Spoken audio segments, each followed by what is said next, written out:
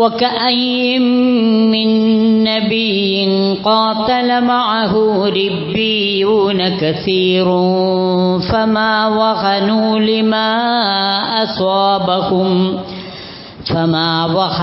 لما أصابهم في سبيل الله وما ضعفوا وما استكانوا والله يحب الصابرين وما كان قولهم إلا أن قالوا ربنا اغفر لنا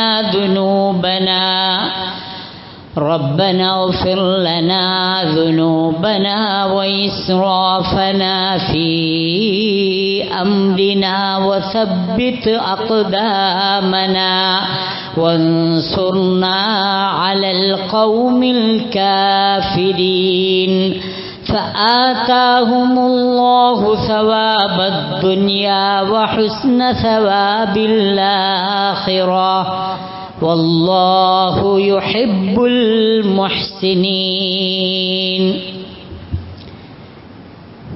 സമാദരണീയരായ സത്യവിശ്വാസികളെ, മാന്യ സത്യവിശ്വാസിനികളെ, അള്ളാഹുവിൻ്റെ വിധിവിലക്കുകൾ മാനിച്ച് ധർമ്മനിഷ്ഠയോടെ ജീവിക്കാൻ ശ്രദ്ധിക്കണമെന്നും എപ്പോഴും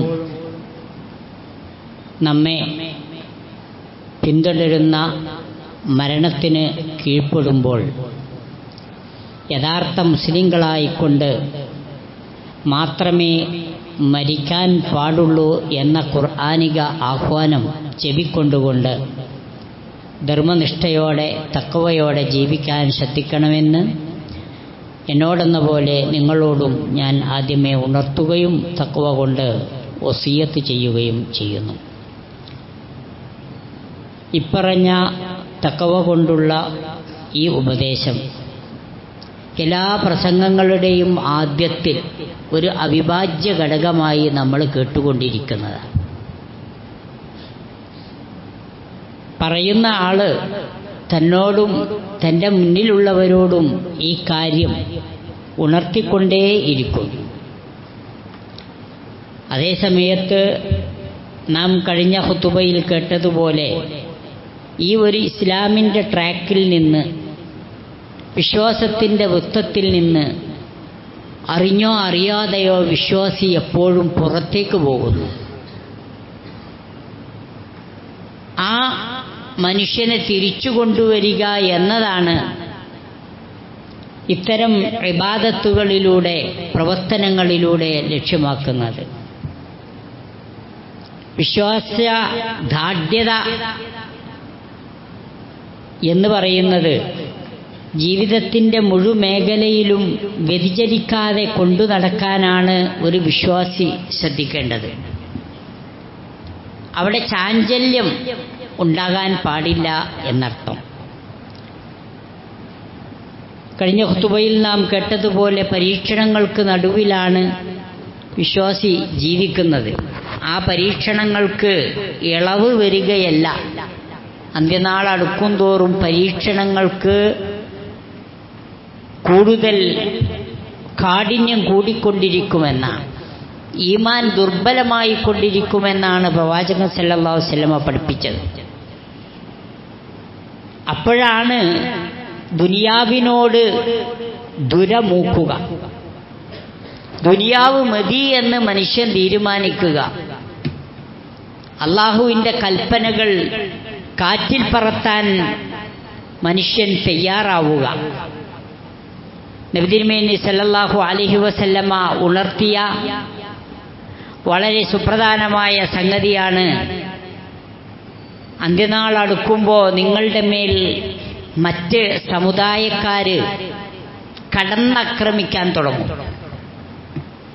ഭക്ഷണത്തളികയിൽ നിന്ന് ഭക്ഷണം എടുക്കാൻ ഓരോ കൈകളും, അന്നത്തെ പ്രവാചകൻ പറയുമ്പോഴുള്ള തളിക എന്ന് പറയുന്നത് കൂട്ടമായി എല്ലാവരും കൂടെ ഇരുന്ന് ഭക്ഷണം കഴിക്കുന്ന വലിയ ഭക്ഷണത്തളികയാണ്.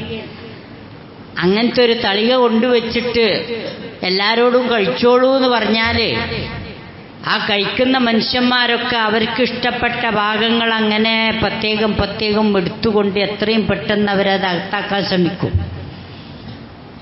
ആർക്കും മനസ്സിലാക്കാൻ പറ്റുന്ന ഒരു ഈസി ആയ ഉദാഹരണമാണ് റസൂൽ തിരുമേനി സല്ലല്ലാഹു അലൈഹി വസല്ലമ വെച്ചത്. ഭക്ഷണത്തളികയിൽ നിന്ന് ആളുകൾ ഭക്ഷണം കോരിയെടുക്കുന്നത് പോലെ ഈ സമുദായത്തെ ഓരോരുത്തരും ആക്രമിച്ചുകൊണ്ടിരിക്കും, അവരവരുടെ താല്പര്യങ്ങൾക്ക് വേണ്ടി വിനിയോഗിച്ചുകൊണ്ടിരിക്കും. ഈ മുസ്ലിം ഉമ്മത്തിൻ്റെ തനിമ അവിടെ തകരാറിലായിക്കൊണ്ടിരിക്കും.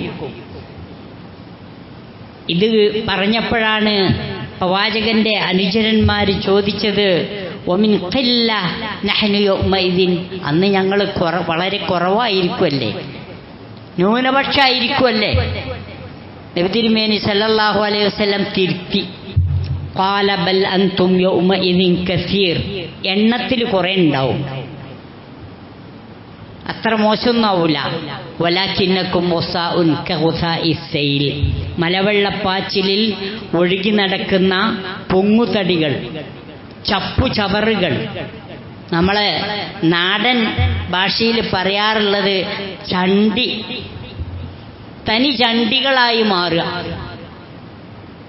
ആ ഒരു ദുരവസ്ഥ വരും. വലയൻസഅന്ന അല്ലാഹു മിൻ സുദൂരി അദുവികുമൽ മഹാബത മിൻകും, നിങ്ങളെക്കുറിച്ചുള്ള ഒരു പേടി ശത്രുവിൻ്റെ മനസ്സിൽ നിന്ന് അള്ളാഹു നീക്കം ചെയ്യും. നമ്മൾ ആരാന്ന് ശത്രു മനസ്സിലാക്കി കഴിഞ്ഞാൽ കഴിഞ്ഞു. ഉമർ റളിയല്ലാഹു അൻഹുവിനെ പറ്റി പറഞ്ഞപ്പോൾ പറഞ്ഞു, പിശാച് വഴിമാറുന്നു. ചില ആളുകളെ പിശാചിന് ഇഷ്ടമാണ്, ആളെ കാണുമ്പോഴേക്ക് പിശാചി ആലിംഗനം ചെയ്ത് മേത്ത് കയറിക്കൂടുക. ആ പൈശാചികമായ പ്രേരണക്ക് അവൻ വശംവദനാകും. പിശാചിന്റെ ദുർബോധനകൾക്ക് അയാൾ കീഴ്പ്പെടും. അവിടെയാണ് തെറ്റുകുറ്റങ്ങൾക്ക് അയാൾ വഴിപ്പെടുന്നത്. ആ വസ്വാസ്, ആരുടെ വസ്വാസുൽ ഖന്നാസ് എന്ന് നമ്മൾ പറിച്ചിട്ടുണ്ടല്ലോ. എന്താണത്? ദുർബോധനം നടത്തിയിട്ട് പിന്മാറിക്കളയുന്ന പിശാചിന്റെ ദുർബോധനത്തിൽ നിന്ന് നാഥാ ഞാൻ നിന്നോട് രക്ഷ ചോദിക്കുന്നു. നമുക്ക് ആ ഖന്നാസ് പിടിച്ചിട്ടേ ശീലമുള്ളൂ, അതുകൊണ്ട് ഖന്നാസുമൊക്കെ നമ്മളാണ്ട് എത്തിയിട്ടില്ല. നല്ല മീനിങ്ങാണ് ഖന്നാസ്. എന്താണത്? മനുഷ്യ മനസ്സിൽ എപ്പോഴും വിസ്പറിങ്, ദുർബോധനം നടത്തിക്കൊണ്ടിരിക്കുക, മന്ത്രിച്ചുകൊണ്ടിരിക്കുക. കൊടുക്കണം എന്ന് ഒരിക്കൽ മനസ്സ് പറയുമ്പോഴേക്ക് കൊടുക്കണ്ട, വിസ്പറിങ് വന്നു അവിടെ. അപ്പം നമ്മൾ തീരുമാനിക്കുന്നു അപ്പം കൊടുക്കണ്ട, പിന്നാക്കാം. എല്ലാം അങ്ങനെ തന്നെ. ജമാഅത്തിന്റെ അതിൽ പങ്കെടുക്കണമെന്ന് തോന്നുമ്പോഴേക്ക് അവിടെ ഒരു വസ്വാസുൽ ഖന്നാസ്, ഇപ്പം പോണ്ട, അടുത്ത ജമാഅത്ത് നോക്കാം, നമ്മൾ തീരുമാനിച്ചു. എല്ലാം അങ്ങനെ. ഏത് നല്ല കാര്യത്തിന് ഒരുങ്ങുമ്പോഴും അതിൽ നിന്ന് ഇന്നമായ ഉമ്മുറുക്കും ബിസ്സൂഇ വൽ ഫഹ്ശ, തിന്മകൾ ചെയ്യാനുള്ള ഒരു പ്രേരണ മനസ്സിൻ്റെ അകത്തു നിന്നുണ്ടാകുമ്പോൾ നമ്മൾ തിരിച്ചറിയണം, ഇത് ഈ വസ്വാസുൽ ഖന്നാസാണ്, ശ്രദ്ധിക്കണം. ശത്രുവിൻ്റെ മനസ്സിലേക്ക് നമ്മെക്കുറിച്ചുള്ള ഒരു ഭീതി അള്ളാഹ് ഇട്ടുകൊടുത്തിരുന്നു. അതായിരുന്നു മുൻകാല വിശ്വാസികളുടെ വിജയം. ഒരാളൊരു വാക്ക് പറഞ്ഞാൽ അയാളെ മാനിക്കണം എന്ന ഒരവസ്ഥ. ഖുർആൻ മനഃപ്പാഠമാക്കിയ അബുൽ കലാം ആസാദ്, അദ്ദേഹം സ്വതന്ത്രാനന്തര ഭാരതത്തിൻ്റെ ഒന്നാമത്തെ പ്രധാനമന്ത്രിയാണ്, ഒന്നാമത്തെ വിദ്യാഭ്യാസ മന്ത്രിയാണ്. ഒരു ഭാഗത്ത് ഉരുക്കു മനുഷ്യൻ എന്നറിയപ്പെട്ടിരുന്ന പട്ടേലുണ്ട്, ഒരു ഭാഗത്ത് ഗാന്ധിജി ഉണ്ട്, അപ്പുറത്ത് നെഹ്റുജി ഉണ്ട്, എല്ലാവരും ഉണ്ട്. നെഹ്റു നല്ല ഒന്നാം നമ്പർ നിരീശ്വരവാദി, ഹിന്ദുത്വവാദത്തിൻ്റെ ലേശം കൊണ്ടു നടക്കുന്ന ആളെ, ഇപ്പുറത്തിരിക്കുന്ന ആള് പട്ടേല്. രാമഭക്തനായിരുന്നു ഗാന്ധിജി. അതിൻ്റെ അടുക്ക് താടിയും തൊപ്പിയും വെച്ച ഈമാനുള്ള ഒരു മുഅ്മിൻ, അതാരാ? അബുൽ കലാം ആസാദ്. ആലോചിച്ച് നോക്കൂ നിങ്ങൾ, 2 ടേം ഇന്ത്യൻ നാഷണൽ കോൺഗ്രസിനെ ഏറ്റവും പ്രയാസകരമായ ഒരു ഘട്ടത്തിൽ നയിച്ച മഹാനുഭാവൻ. ആ വാക്കിനൊരു വില ഉണ്ടായിരുന്നു. ന്യൂനപക്ഷം ഒരുപക്ഷെ എണ്ണത്തിൽ അന്നത്തെക്കാളൊന്ന് കൂടിയിട്ടുണ്ടാവും, പക്ഷേ വാക്കിന് വിലയില്ലാതെ പോവുകയാണ്. ഒലാക്കിന്നക്കും മലവെള്ളപ്പാച്ചില്ല ചണ്ടികൾ കണക്കെ. ഈ ഒരു ദുരവസ്ഥക്ക് മാറ്റം വരണം. അത് എങ്ങനെ വരിക? അത് നിങ്ങൾക്ക് നിങ്ങളെക്കുറിച്ച്, നിങ്ങളുടെ ഈമാനിനെ കുറിച്ചുള്ള ഒരു ബോധം വേണം. ഞാനൊരു മുസ്ലിമാണെന്ന തിരിച്ചറിവ് വിശ്വാസിക്കുണ്ടാകേണ്ടതുണ്ട്. ഇവിടെ വിശ്വാസി എന്ന് പറയാനാണ് ആൾക്കാർ മടിക്കുന്നത് എന്നാണ് നമ്മൾ കഴിഞ്ഞ ഖുതുബയിൽ കേട്ടത്. ഞാനൊരു വിശ്വാസിയാണെന്ന് അഭിമാനപൂർവം ഉച്ചൈസ്തരം പ്രഖ്യാപിക്കാനാണ് വിശ്വാസി ശ്രദ്ധിക്കേണ്ടത്. വമൻ അഹ്സനു ഖൗലൻ മിമ്മൻ ദആ ഇലല്ലാഹ് വഅമില സ്വാലിഹൻ വഖാല ഇന്നനി മിനൽ മുസ്ലിമീൻ എന്ന ഖുർആൻ ആഹ്വാനം ചെയ്യുന്നതാ. 5 നേരത്തെ നിസ്കാരത്തിൽ റബ്ബിനോട് ഏറ്റുപറയുന്നതാ. വജൗതു ലില്ലദീ എന്ന പ്രതിജ്ഞയിലൂടെ. പക്ഷെ ജീവിതത്തിൻ്റെ മുഴുമേഖലയിലും ഈ ഒരു വിശ്വാസവൃത്തത്തിൽ നിന്ന്, റബ്ബുമായുള്ള അഭേദ്യമായ ബന്ധത്തിൽ നിന്ന് നമ്മൾ കുറേശ്ശെ പുറത്തേക്ക് പോവുക. അപ്പോഴൊക്കെ ശത്രുവിനെയാണ് നമ്മൾ ഭയക്കുന്നത്. വിശുദ്ധ ഖുർആനിലെ സൂറത്തു ആലു ഇമ്രാനിൽ അല്ലാഹു പൂർവ്വ സമുദായങ്ങളെക്കുറിച്ച് ഓർമ്മിപ്പിച്ച ഒരു ഭാഗമാണ് ഞാൻ ഓതിക്കൽപ്പിച്ചത്. വകഅയ്യിൻ മിൻ നബിയ്യിൻ ഖാതല മഅഹു റിബ്ബിയൂന കസീർ ഫമാ വഹനൂ ലിമാ അസാബഹും ഫീ സബീലില്ലാഹ് വമാ ളഅഫൂ വമസ്തകാനൂ വല്ലാഹു യുഹിബ്ബുസ് സാബിരീൻ. വകഅയ്യിൻ മിൻ നബിയ്യിൻ ഖാതല മഅഹു റിബ്ബിയൂന കസീർ. എത്രയോ പ്രവാചക ശ്രേഷ്ഠന്മാരുടെ കൂടെ അവരെ സഹായിക്കുന്ന ആ പ്രവാചകന്മാരുടെ അനുയായികൾ ആ പ്രവാചകന്റെ കൂടെ നിന്ന് പോരാട്ടം നടത്തിയിട്ടുണ്ട്. فما وهنوا لما أصابهم في سبيل الله. ദൈവമാർഗത്തിൽ അവർക്കേറ്റ വിപത്തിൽ അവർ ഒരിക്കലും ദുർബലരായി മാറിയില്ല. വമാ ളഅഫൂ വമസ്തകാനൂ. അവര് ഒന്നിനും കൊള്ളാത്തവരാണ് ഞങ്ങളെന്ന തോന്നലോ ആ ശത്രുവിന്റെ മുമ്പിലുള്ള ഒരു കീഴൊതുക്കമോ അവർക്കുണ്ടായില്ല. വല്ലാഹു യുഹിബ്ബുസ് സാബിരീൻ. അല്ലാഹു സുബ്ഹാനഹു വ തആല ക്ഷമാശീലന്മാരെ ഇഷ്ടപ്പെടുന്നു. ലോകത്തിന്റെ മുമ്പിൽ എത്ര വല്യേട്ടൻ ചമഞ്ഞിട്ടാണ് ഇസ്രായേൽ എന്ന തമ്മാടി രാഷ്ട്രം നിലകൊണ്ടത്. ഇന്ന് അത്രയൊന്നും സായുധരല്ലാത്ത ഒരു കൊച്ചു സമൂഹത്തിന്റെ മുമ്പിൽ അവർ പരാജയപ്പെട്ടു. ഹമാസിന്റെ പ്രവർത്തനങ്ങൾ അല്ലെങ്കിൽ അവിടെയുള്ള ഏതെങ്കിലും ഇത്തരം കക്ഷികളുടെ പ്രവർത്തനങ്ങൾ A to Z ശരിയാണെന്ന് ഇപ്പറഞ്ഞതിന് അർത്ഥമില്ല. എന്തൊക്കെ ആയിക്കോട്ടെ, അവർ അവരെ നാടിൻ്റെ സ്വാതന്ത്ര്യത്തിന് വേണ്ടി പോരാടുന്നവരാണ്. അവരിൽ നല്ലൊരു ശതമാനം വിശ്വാസികളാണ്. ആ വിശ്വാസത്തിൻ്റെ ഫലത്തിലാണ് അവർ ശത്രു സഞ്ചയത്തോട് പോരാടുന്നത്. ഇന്നെന്തായി ഇസ്രായേല്? അക്ഷരാർത്ഥത്തിൽ പൊട്ടിപ്പാപ്പരായിപ്പോയി. കുറെ ആൾക്കാരെ കൊല്ലാൻ കഴിഞ്ഞു, അത് ഇനിയും തുടർന്നേക്കുമെന്നതൊക്കെ ശരി തന്നെ. ഇവരെ അപേക്ഷിച്ച് ആയുധങ്ങൾ അവരുടെ കയ്യിലാണ് എന്നതും ശരി തന്നെ. പക്ഷേ ആ വിശ്വാസിയുടെ ഹിമ്മത്തിന് മുമ്പിൽ അവർ പരാജയപ്പെട്ടു.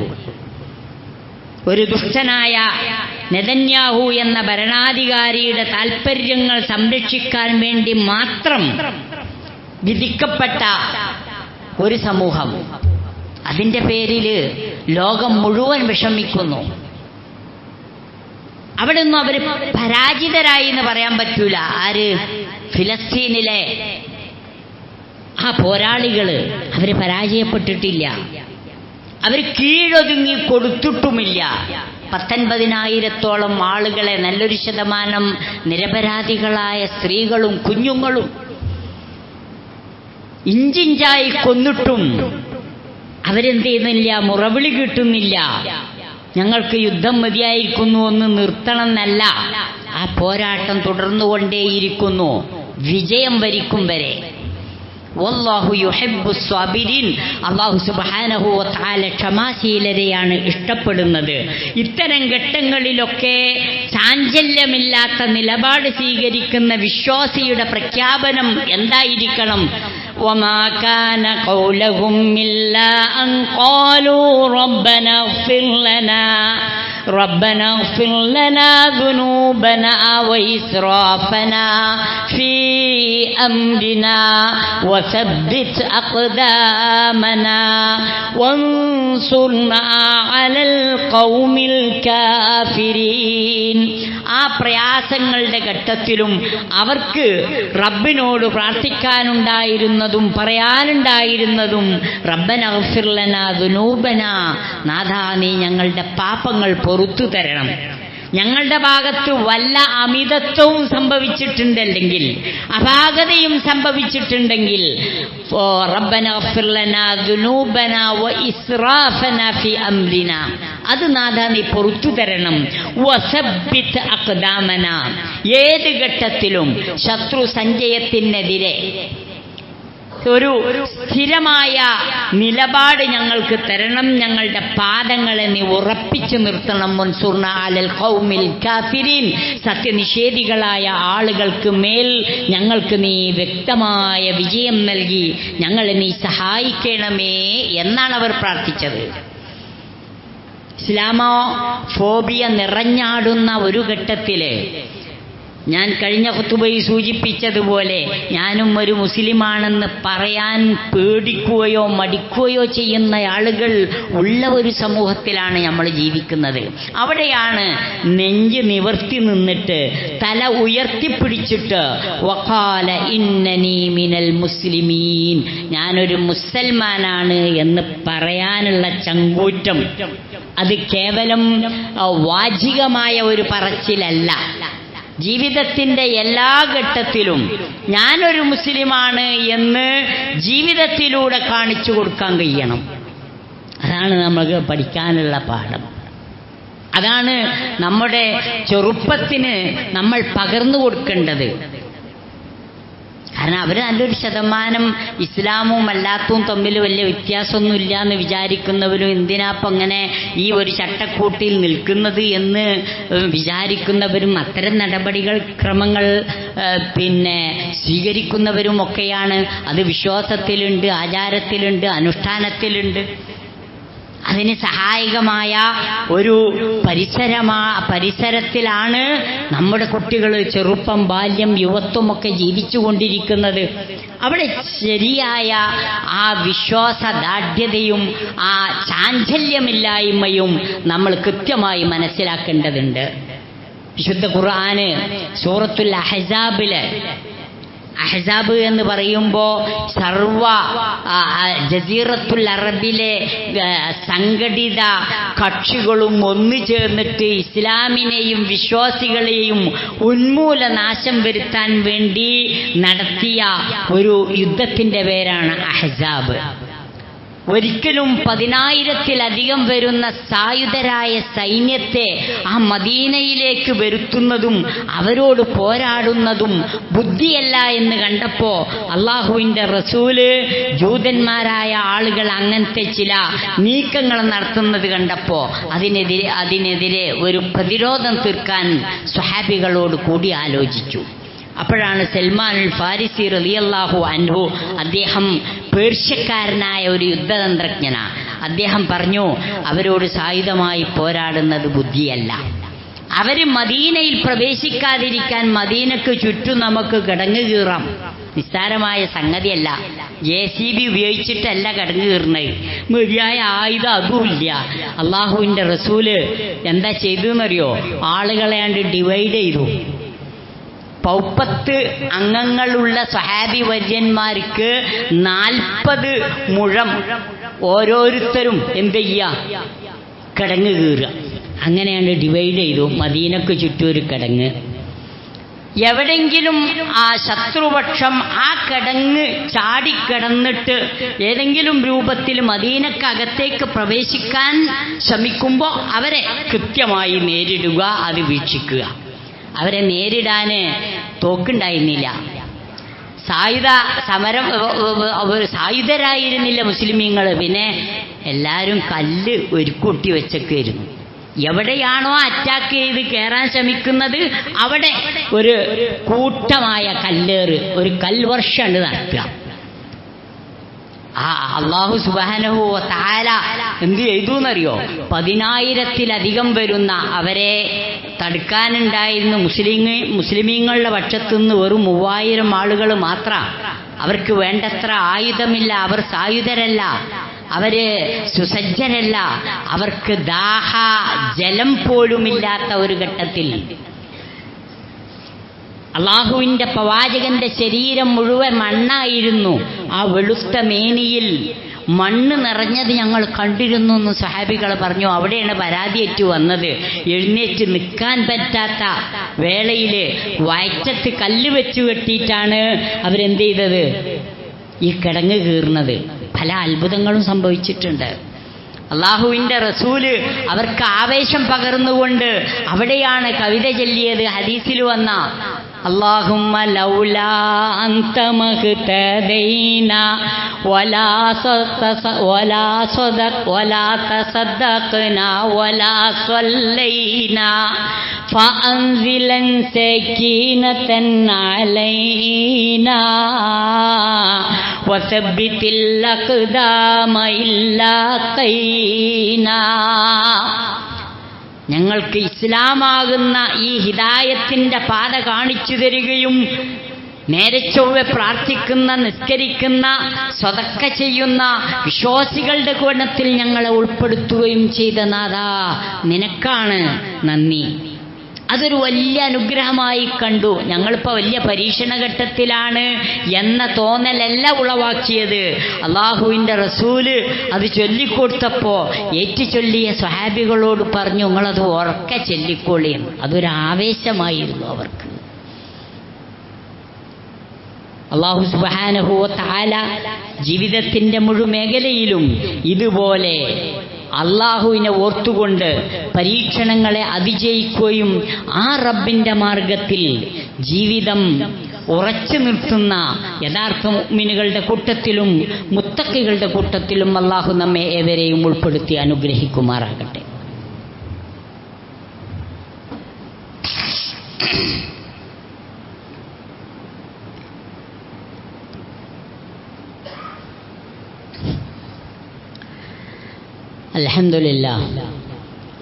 الحمد لله الذي هدانا لهذا وما كنا لنهتدي لولا أن هدانا الله والصلاة والسلام على رسول الله وعلى آله وصحبه أجمعين.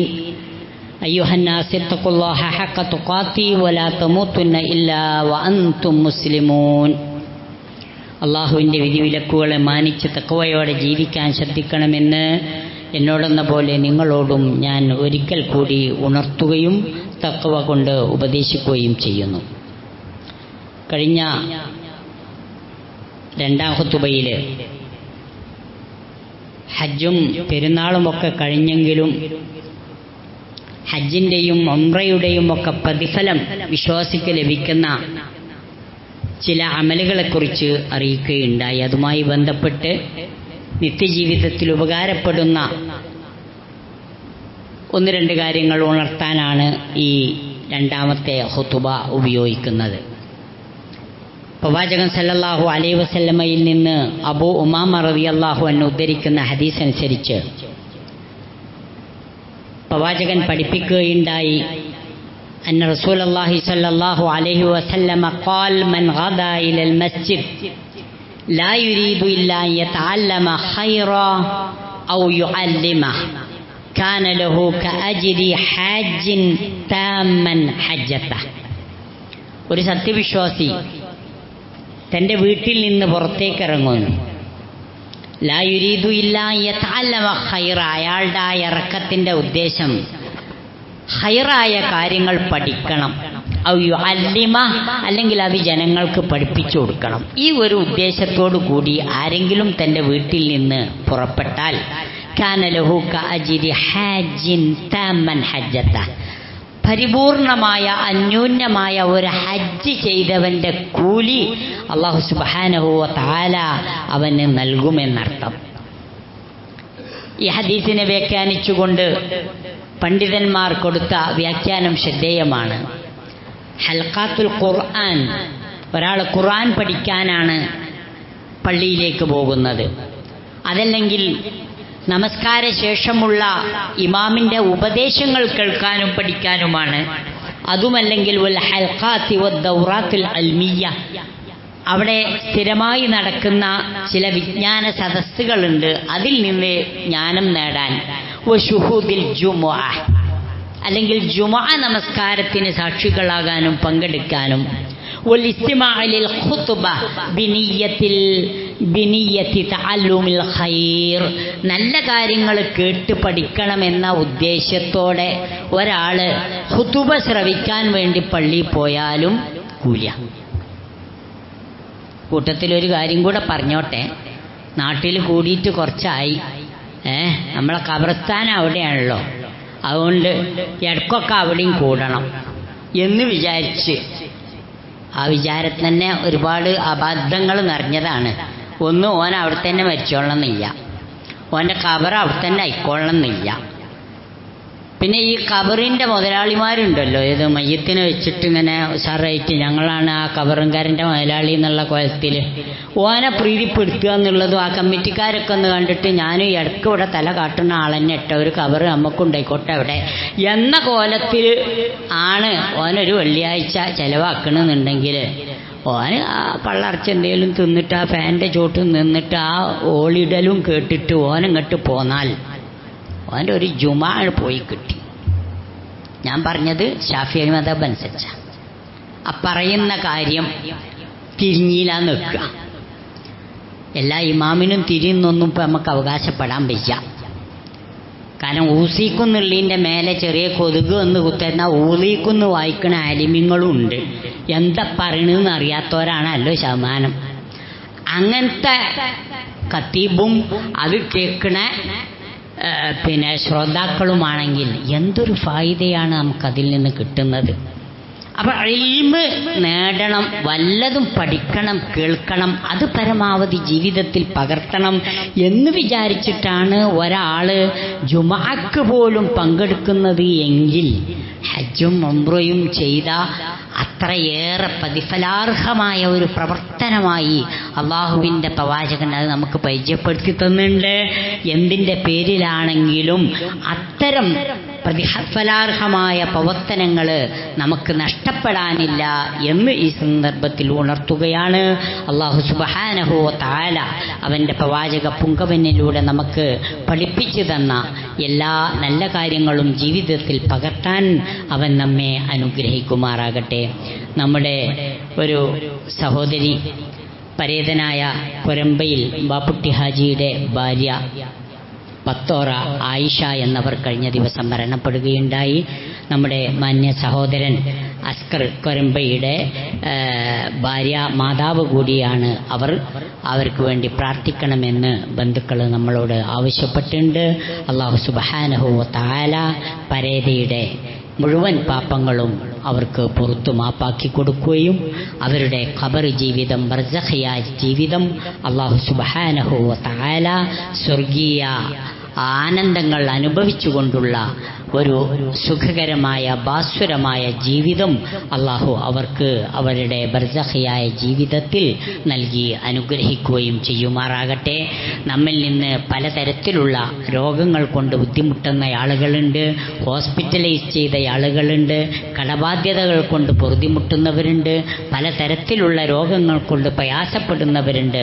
അവർക്കൊക്കെ അല്ലാഹു സുബ്ഹാനഹു വ തആല സമാശ്വാസം നൽകി അനുഗ്രഹിക്കുമാറാകട്ടെ. ദുനിയാവിൻ്റെ മുഴുവൻ ഭാഗങ്ങളിലും ഇസ്ലാമിന് വേണ്ടി പോരാടുകയും യഥാർത്ഥ മുസ്ലിമായി ജീവിക്കുന്നതിൽ പ്രയാസമനുഭവിക്കുകയും ചെയ്യുന്ന നമ്മുടെ മുസ്ലിങ്ങളായ സഹോദരങ്ങൾക്ക് അല്ലാഹു സുബ്ഹാനഹു വ തആല കൂടുതൽ സമാശ്വാസം നൽകി അനുഗ്രഹിക്കുകയും ശത്രു സഞ്ചയത്തിനെതിരെ വ്യക്തമായ വിജയം നൽകി അനുഗ്രഹിക്കുകയും ചെയ്യുമാറാകട്ടെ. اللهم اغفر للمؤمنين والمؤمنات والمسلمين والمسلمات الأحياء منهم والأموات يا مجيب الدعوات ويا قاضي الحاجات. اللهم اغفر لنا ولإخواننا الذين سبقونا بالإيمان ولا تجعل في قلوبنا غلا للذين آمنوا ربنا إنك رؤوف رحيم. اللهم لا تدع لنا ذنبا إلا غفرته ولا عيبا إلا سترته ولا مرضا إلا شفيته ولا دينا إلا قضيته ولا حاجة من حوائج الدنيا والآخرة إلا يسرتها يا أكرم المكرمين برحمتك يا أرحم الراحمين.